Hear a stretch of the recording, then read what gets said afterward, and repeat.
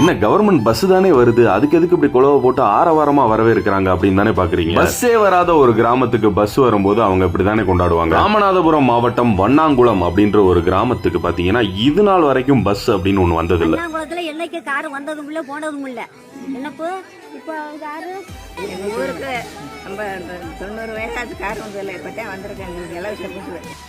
இது எங்க தாத்தா பாட்டி காலத்துல இருந்து எங்க ஊருக்கு பஸ் வந்தது இல்ல. இதுதான் முறையா எங்க ஊருக்கு பஸ் வந்திருக்கு. பஸ் வந்தது எங்க ஊர் மக்கள் நல்லா வரவேற்று குழவை போட்டு எல்லாம் பண்ணாங்க.